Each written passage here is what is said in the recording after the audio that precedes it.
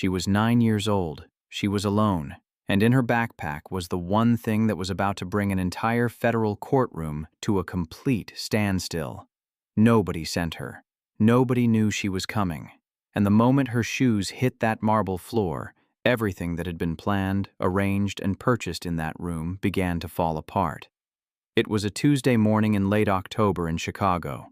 The kind of cold that does not wait for you to be ready. The kind that gets through your coat before you have finished buttoning it. The federal courthouse on South Dearborn was packed the way it only gets when the city believes it already knows how a story ends.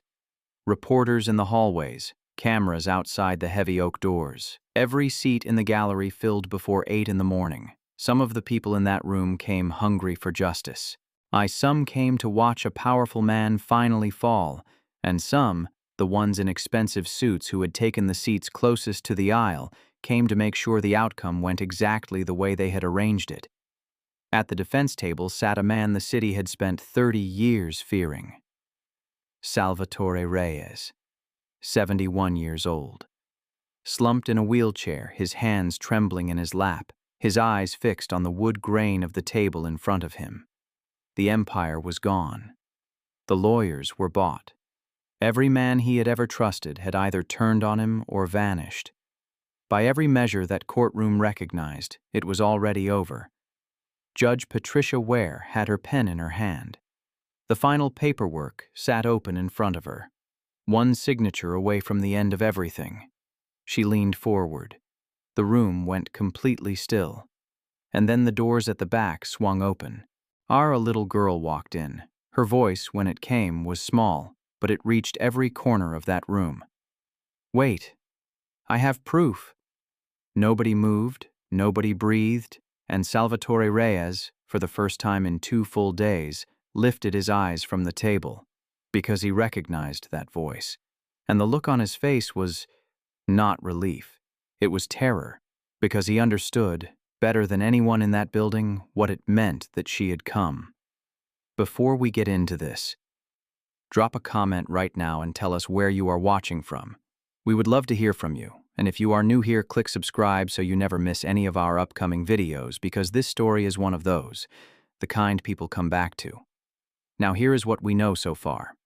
A man who built an empire over 30 years, a man who had survived things that would have permanently ended anyone else, was sitting in that courtroom with nothing left. No voice. No allies.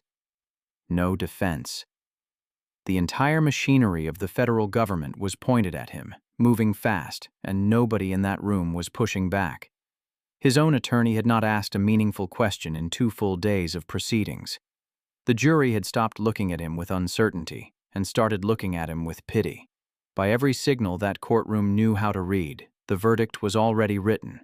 But here is what that courtroom did not know. 3 things had happened in the 72 hours before that Tuesday morning, 3 separate events that nobody in that building was aware of except one person. That person was 9 years old, wearing a school uniform, and had just walked across federal marble to stand in a place where no child had ever stood before. And what she was carrying in that backpack had not been found by lawyers or detectives or the federal investigators who had spent 8 months building a case so clean and so complete that the prosecution had never once doubted the outcome. So here is what we need to answer together. How does a little girl from a 2-bedroom apartment on the south side of Chicago end up holding the one piece of evidence that every trained professional walked right past? What was actually on that recording? And how did she find it in the first place?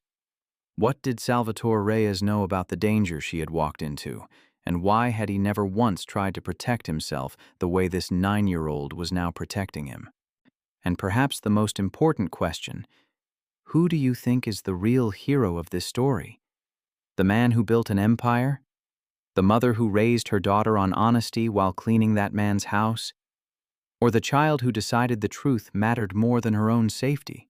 We are going to answer every one of those questions, but first we need to go back. All the way back. Before the trial, before the betrayal, before any of this became the story it is. The name Salvatore Reyes did not appear in a single newspaper until he was 43 years old. Before that, to the world, he was nobody. He had grown up in a narrow apartment above a dry cleaning shop in the Pilsen neighborhood of Chicago, the second son of a Mexican father who pressed other people's clothes for 12 hours a day, and a Puerto Rican mother who stretched every dollar so far it should have snapped under the pressure. They were not poor in the way that breaks people.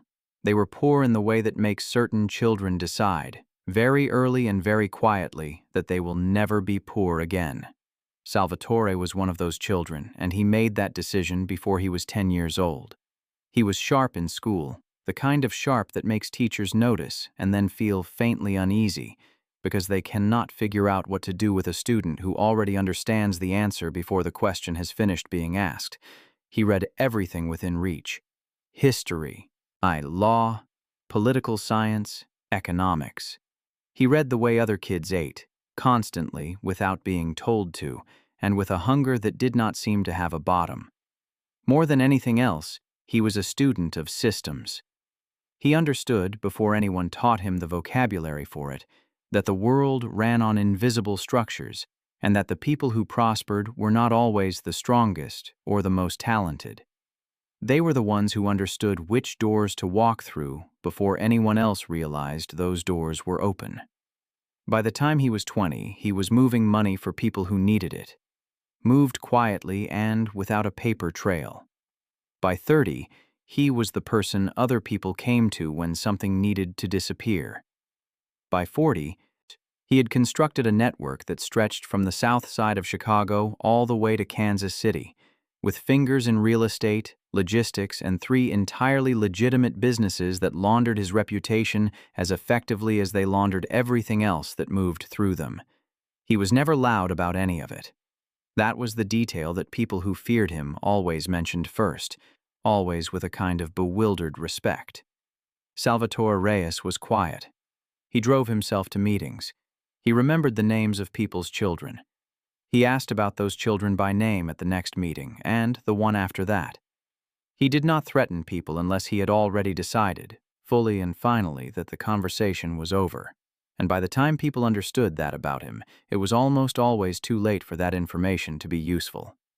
The FBI opened files on him 4 times over 20 years. Nothing ever stuck. Not because he was careless, because he was patient in ways that most people are not built to sustain. Now, here is the part that matters for understanding everything that comes later. Think about what you would do if you had spent 40 years building something with your own hands and your own silence and your own discipline. And then your body began to betray you. Not your mind, just your body. Parkinson's disease. The diagnosis came quietly, the way Salvatore himself had always moved. Without announcement, without drama. A tremor in his left hand at first, small enough that he could hide it in meetings by keeping that hand in his pocket. Then both hands. Then his balance. Then, on a cold February morning 3 years before the trial, his voice. That low, I-measured, unhurried voice that had closed 1,000 deals and ended 100 conversations before they became problems, began to fail him mid-sentence in a way he could not control or conceal. He started canceling meetings, conducting business through people he trusted rather than appearing himself, withdrawing from the rooms where the real decisions were made. And the men who had spent years building their own positions in his shadow, men who owed everything they had to Salvatore Reyes and knew it, watched him withdraw and began making calculations of their own. Because in that world, weakness is not something people wait around to confirm. Weakness is an opportunity. And the moment Salvatore Reyes stopped being visibly in control, the clock started ticking on everything he had built. He knew it. He simply believed, with the same steady certainty that had carried him this far, that 30 years of trust could not be purchased away, that the men around him remembered where they had come from, that loyalty was worth more than ambition. He was wrong about that. But we are going to get to that part. Celestine Monroe had been in Chicago since 2004, having moved up from Atlanta, Georgia in her mid-20s with a nursing certification that Illinois would not recognize without additional examinations she could not yet afford, and a fierce, unspoken intention to build something real in a city large enough to hold it. By 2009, she had a 3-year-old daughter who was already asking questions about everything she encountered. Celestine was 31 years old. She was methodical. She was quiet in the way of someone who has learned that observation is almost always more useful than speech. And she carried a particular kind of dignity, the kind that does not require an audience, that does not need to be acknowledged to remain intact. She found work through a domestic staffing agency within 3 weeks of arriving. Cleaning, cooking, organizing homes for families on the North Shore and in the wealthier neighborhoods close to the lake. She was reliable in a way that clients described to their friends. She was discreet in a way that meant she heard things she was never meant to hear and said nothing about any of them. Within 2 years, she had built a steady client list of people who trusted her completely and paid her on time. In 2013, the agency placed her at a gated estate on the northwest edge of the city. The assignment description said the client was a retired businessman who needed household management, light meal preparation, and help coordinating his medical appointments. She was not given his full name until the morning she arrived. That evening, she looked it up. She sat very still at the kitchen table of her apartment for a long time. Then she called her sister back in Atlanta and said quietly that she had found a good position and not to worry. She went back the next morning and the morning after that. Because Celestine Monroe had a daughter to raise, a nursing recertification to finish paying for, and a long time ago she had learned that fear was a luxury she simply could not afford. Her daughter's name was Zara. In 2013, Zara was 7 years old, small for her age, gap-toothed, and possessed of a curiosity so relentless and so total that Celestine had eventually stopped trying to redirect it, and had simply started explaining the world to her in as much honest detail as a 7-year-old could absorb. Because that was Celestine's philosophy, not to protect her daughter from reality, but to give her the tools to meet it. Zara came to the estate on the afternoons when Celestine worked late. She was told to sit at the kitchen table, finish her homework, and not wander. She followed 2 of those 3 instructions without fail. The first time Zara wandered, she ended up in the doorway of the east sitting room, where Salvatore Reyes was alone with a chessboard he had set up, but not played, his left hand resting in his lap, his face carrying the expression of a man who has run out of things to think about. He looked up. Zara looked at him. A pause that lasted several seconds. Then Zara said with the complete seriousness of someone who has no reason to be anything other than honest, "You look like you lost something." Salvatore stared at her. "What makes you say that?" She considered it for a moment. "Because that's the face my mom makes when she's looking for her keys. But she already knows where they are and she just doesn't want to go get them yet." He went quiet. And then, for the first time in longer than he could remember, Salvatore Reyes laughed. A real laugh, surprised out of him by a 7-year-old who had told him the truth without even meaning to. Celestine appeared in the doorway 30 seconds later, apologizing. Salvatore waved her off. "Leave her," he said. "She can stay." And just like that, without anyone planning it, without anyone understanding what it would one day mean, Zara stayed. It started with chess. Salvatore had learned the game 40 years earlier from a man who was now long dead and had loved it ever since, because it rewarded exactly the qualities he valued most in himself: patience, foresight, and the willingness to give up something small in order to protect something essential. He had not had a genuine opponent in years. The men around him let him win because losing to the boss carried consequences none of them wanted to risk. Zara did not let him win because Zara did not yet know enough about the world to lose on purpose. She played the way children play, instinctively, fearlessly, with zero concern for how her choices looked to the person on the other side of the board. She lost every game for 3 straight months. She did not seem to mind. She was too busy asking questions. "Why did you move that one there?" "Because it protects the queen." But if you protect the queen, you lose the bishop. Sometimes you give up something to save something more important. She chewed the end of her pencil, her homework open beside the board. Is that what you do in real life, too? Salvatore looked at her steadily. Where did you hear about my real life? I didn't, she said. I'm just asking. Nobody in Salvatore's world talked to him like that anymore. Not because the people around him lacked intelligence, but because every conversation in that world carried weight, agenda, implication, the possibility of being remembered. Every question anyone asked him was a move in a game they were already playing. Zara was not playing any game. She was simply curious about him the way children are curious about things they find genuinely interesting, completely and without calculation.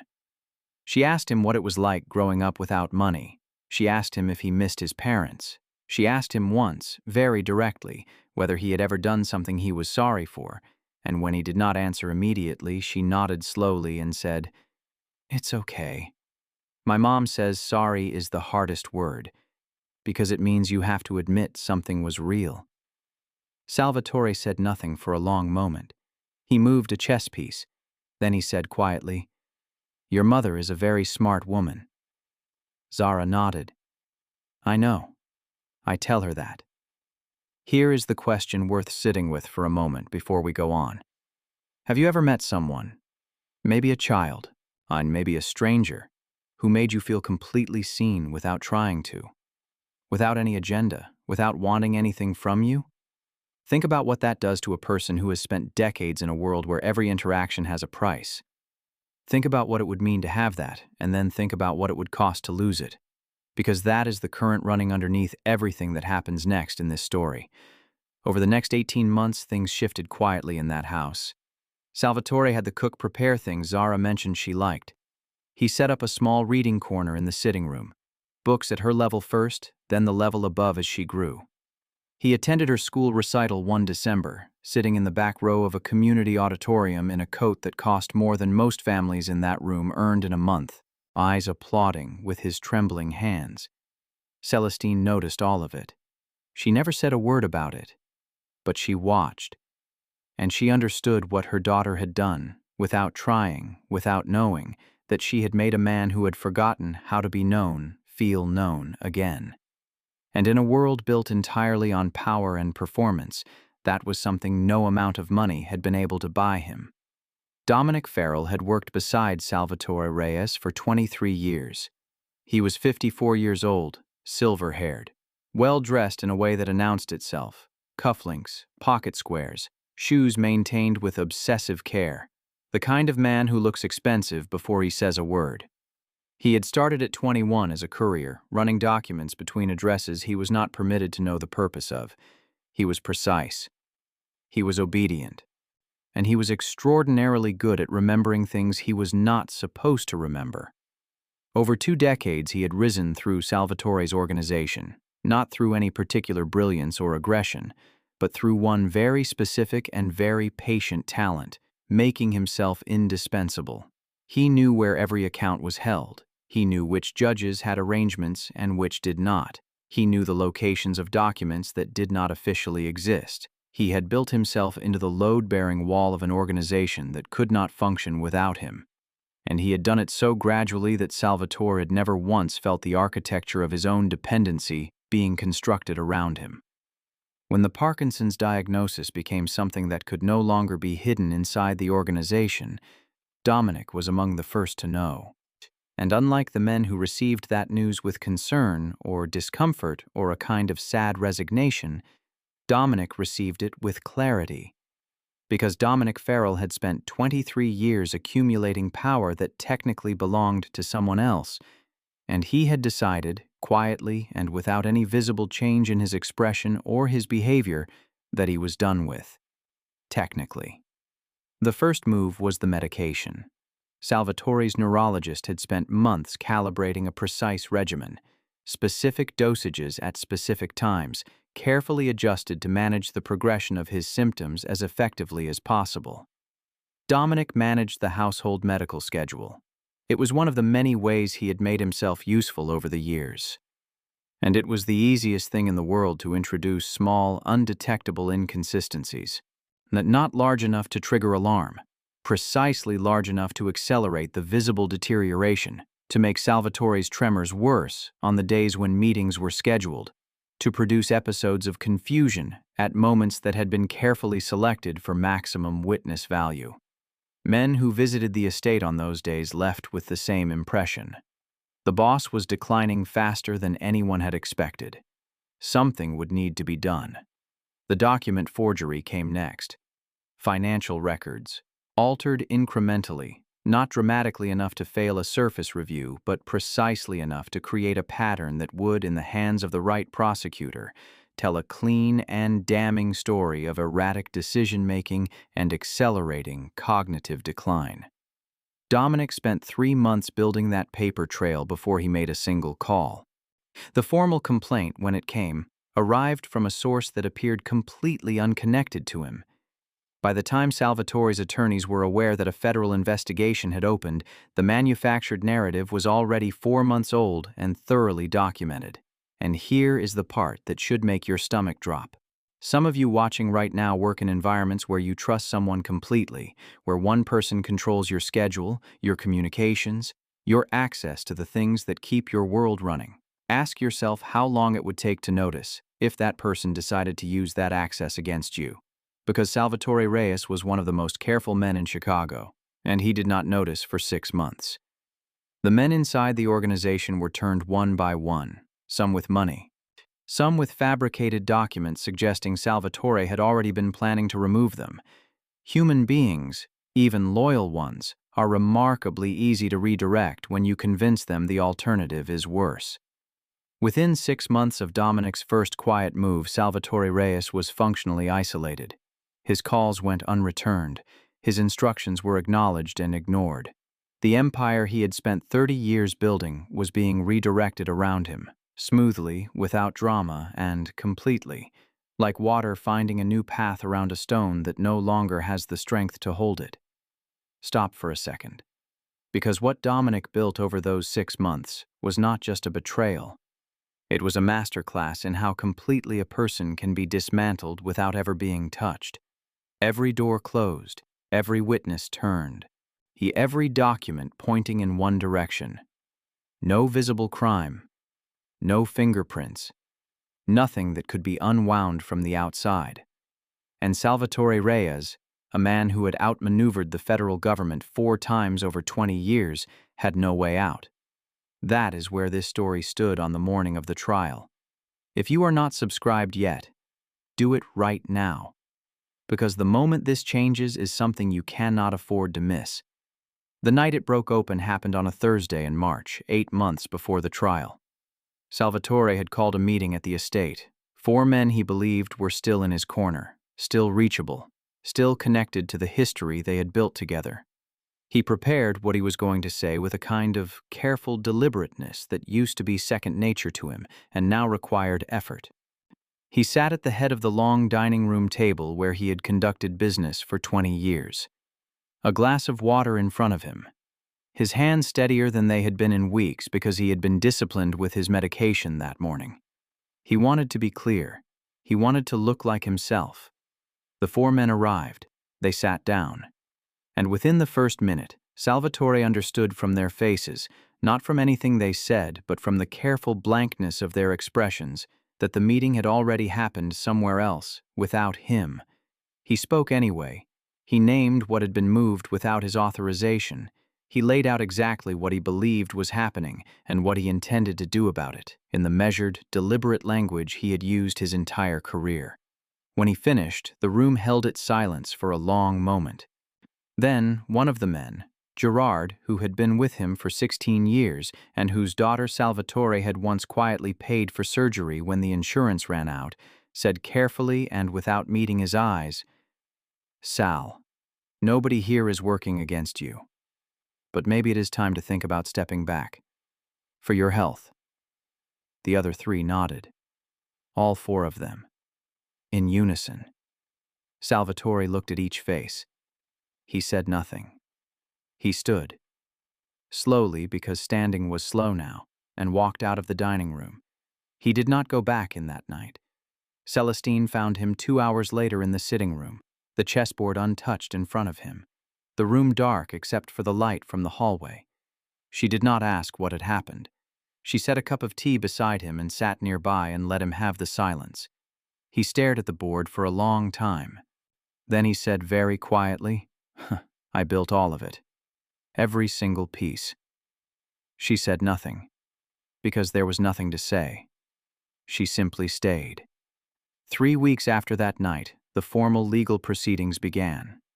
The charges were filed. The trial date was set. And Salvatore Reyes, for the first time in his life, stopped fighting.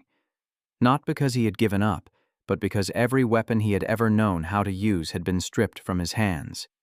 He did not yet know that one remained.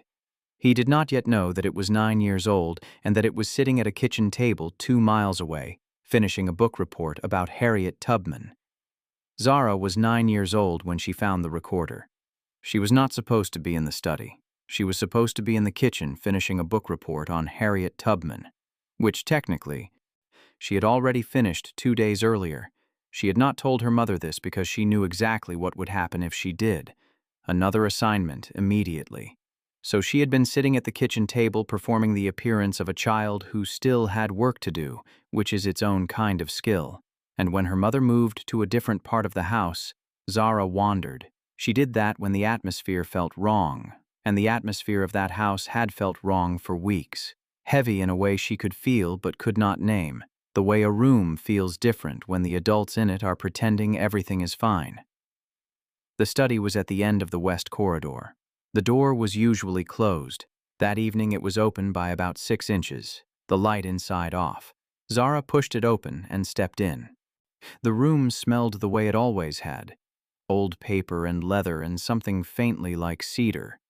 The smell she had come to associate with the man who spent hours in this room thinking through things nobody else in his world understood how to think through. Salvatore's desk was in the center. Large, dark wood, covered in folders that had stopped being organized weeks ago. She was not looking for anything. She was just present in the room the way she was present in any space she felt at ease in. Fully, without any particular agenda. She noticed the recorder because it was out of place.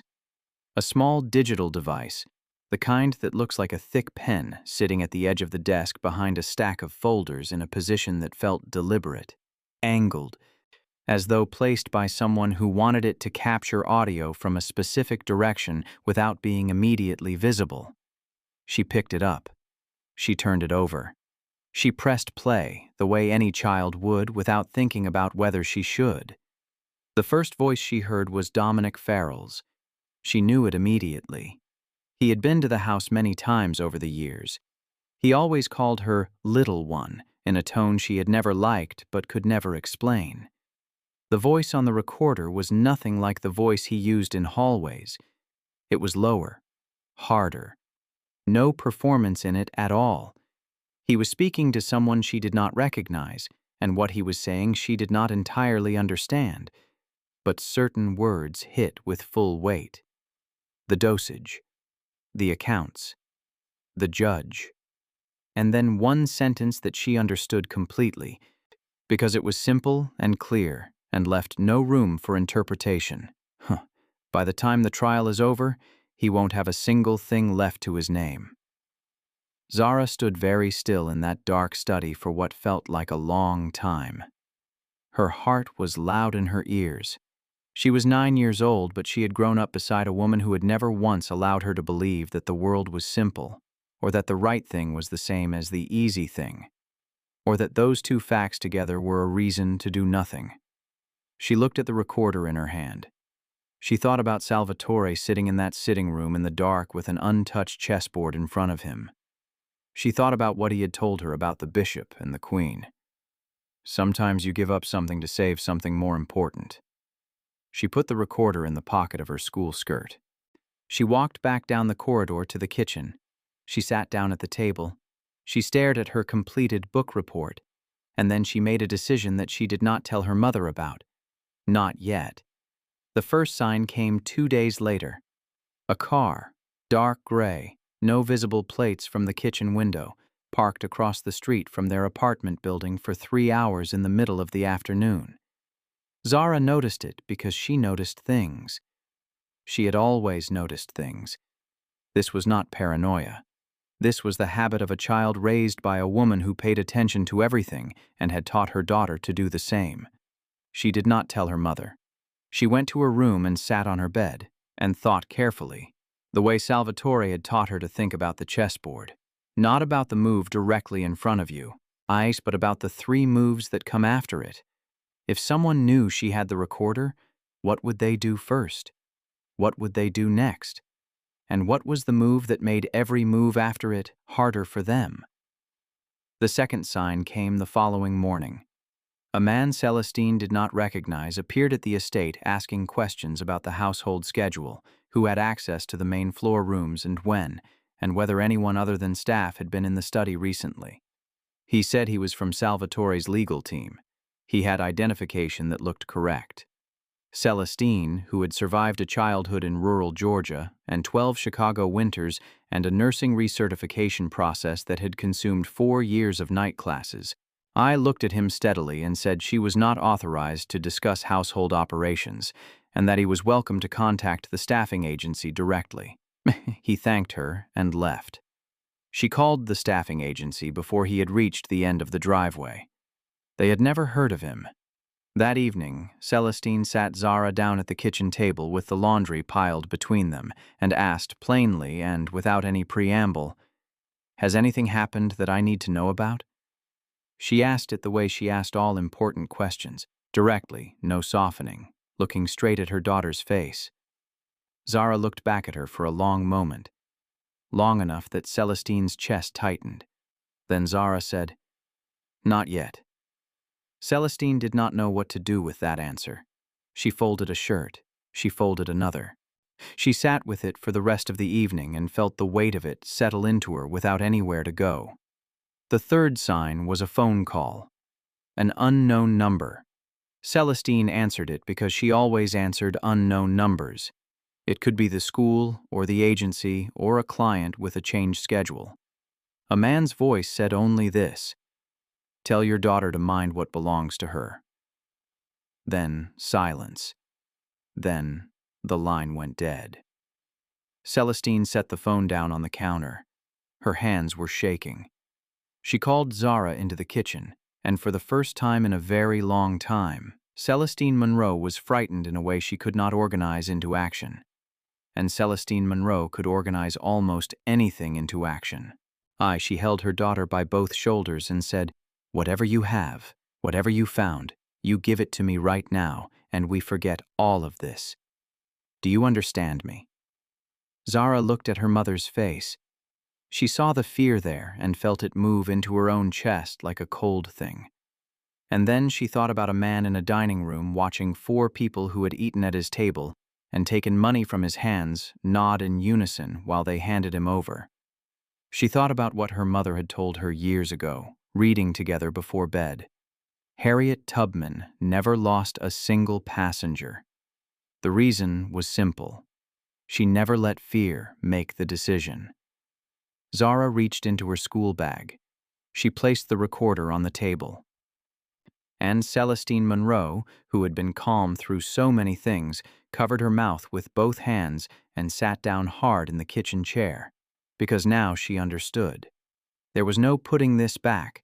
The only question left was what they were going to do with it. Here is what we have not told you yet. Celestine did not make that decision alone, and she did not make it quickly. What happened in that kitchen over the next 48 hours, the conversation between a mother and a 9-year-old about what truth costs, about what silence costs, about which one they could actually live with, that conversation is the part of this story that most people never hear. We are going to get to it. But first consider this. Every single person in that courtroom the next morning believed they knew exactly how the day was going to end. The lawyers, the jury, the judge, the man sitting in the 3rd row of the gallery with a leather portfolio on his knee.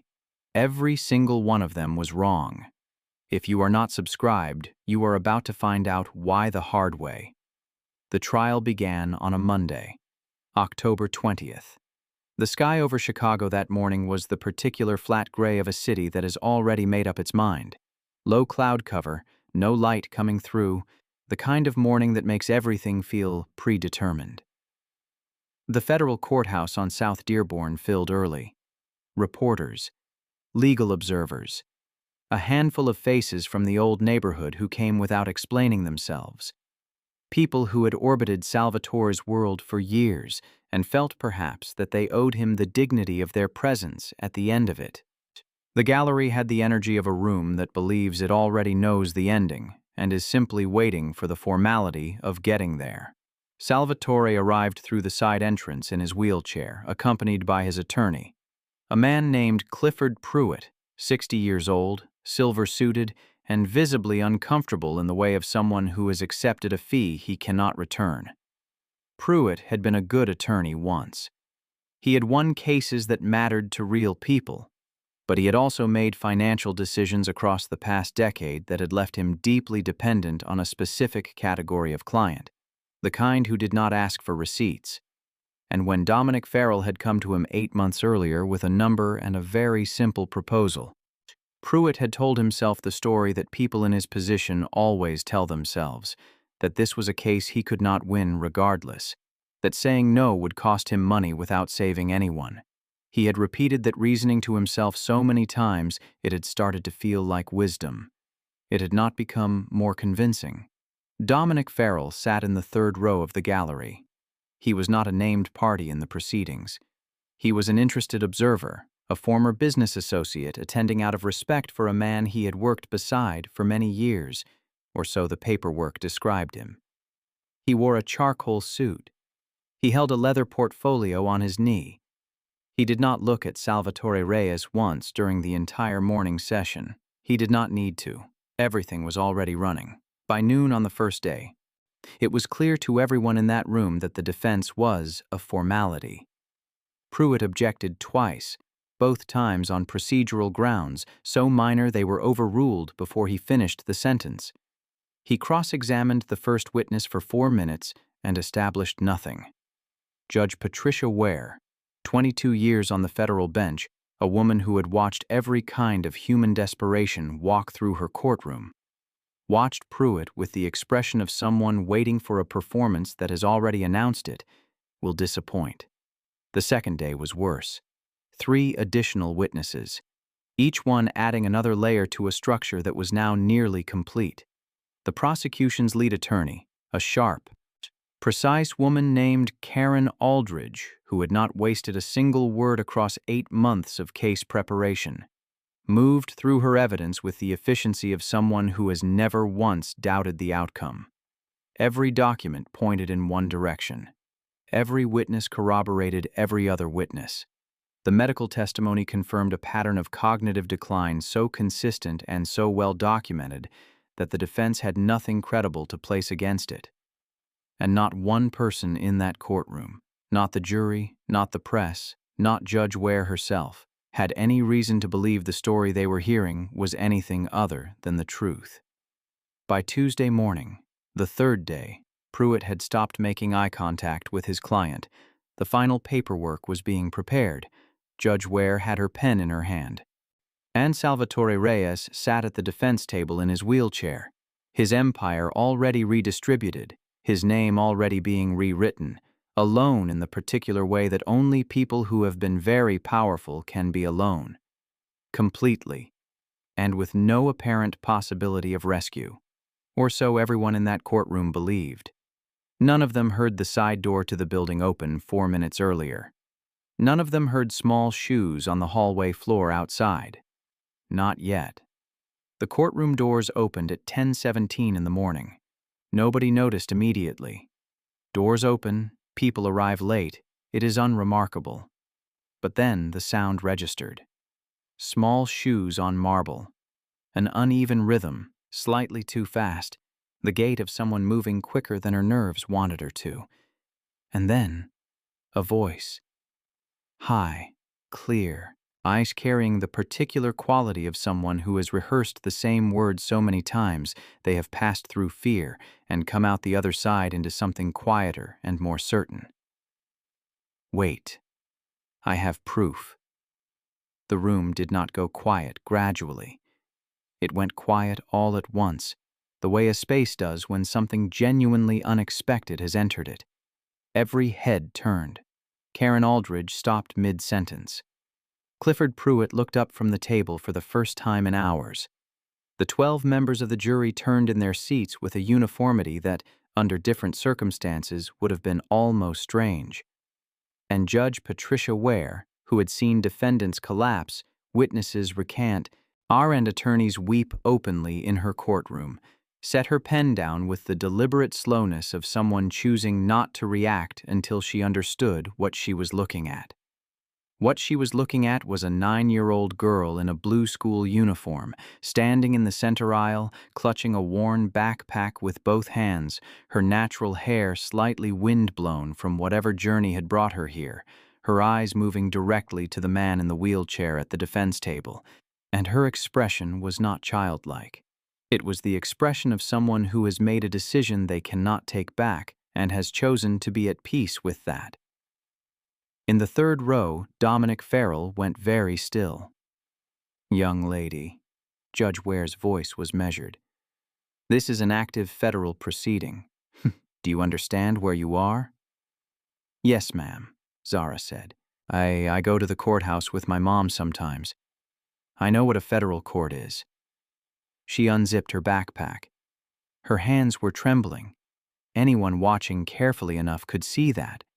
But they did not stop moving. She reached inside and removed the small digital recorder. She held it up. "This was hidden in Mr. Reyes's study. I heard what is on it. It is the man who set all of this up." She looked directly at the judge. "His name is Dominic Farrell. He is sitting right there." Every eye in that courtroom moved to the third row. Dominic Farrell did not move. His face did not change, but his right hand tightened on the leather portfolio in his lap so hard that the man sitting beside him shifted slightly away from him without quite knowing why. Judge Ware looked at the recorder. She looked at Zara. She looked at Aldridge, who had no script for this moment, and at Pruitt, who had stood up without apparently deciding to. Then she said quietly, "Bailiff, approach." And to Zara, with a gravity that silenced the room, "Come forward, sweetheart. Let's hear what you've brought us." The recording played for 4 minutes and 19 seconds. Nobody spoke. Nobody moved. A journalist in the back row stopped typing halfway through and did not start again. One of the jurors pressed her hand flat against her chest. Karen Aldridge's pen rolled off her table and hit the floor, and she did not reach for it. And Salvatore Reyes, who had not cried in longer than he could remember, who had taught himself at a very young age that showing emotion in public was a form of exposure he could never afford, sat in his wheelchair with tears running silently down his face, listening to the voice of a man he had trusted for 23 years, describe in his own words, calmly and completely, every single thing that had been done to him. When the recording ended, the courtroom held its silence for what felt like a very long time. Then Judge Ware said quietly and with absolute authority, "We are going to need a recess." The recess lasted 4 hours. When court reconvened that afternoon, Karen Aldridge stood up and requested that the prosecution's case be suspended, pending an immediate and full review of the evidentiary record. It was the first time in her career she had made that request. She made it without hesitation, because the recording had contained not only Dominic's voice, but 2 others. One of them the voice of a witness she had put on the stand herself that morning. She had not known. That fact would matter a great deal in the weeks that followed, and it would clear her completely. But standing in that courtroom on that Tuesday afternoon, Karen Aldridge's face carried the expression of someone who has just discovered that the case she spent 8 months building was constructed on a foundation someone else had quietly laid for her. Judge Ware dismissed the jury temporarily, ordered the recording entered into the evidentiary record, and requested that Dominic Farrell remain available for immediate questioning. Dominic's attorney arrived in the courtroom within 40 minutes of the recess, which told its own quiet story about how thoroughly prepared they had been for this possibility, and advised his client to say nothing. Dominic sat in the gallery. He said nothing. He looked at no one. He was taken into federal custody before 5 o'clock that afternoon, before the sun had finished setting on the same day Zara had walked through those doors. The charges against Salvatore Reyes were formally dropped 11 days later, after forensic review confirmed the systematic and deliberate nature of the evidence tampering. The neurologist who had testified recanted within a week, citing records he now believed had been falsified before they reached him. 3 of the 4 witnesses who had testified against Salvatore were investigated. 2 were charged. The men inside the organization who had quietly participated in the redistribution of Salvatore's assets began one by one to discover that the legal and financial architecture Dominic had built around his takeover was considerably less stable without Dominic in it. Some of them found their arrangements dissolving in ways that were expensive and irreversible. Salvatore Reyes returned to his estate on a Thursday morning in November.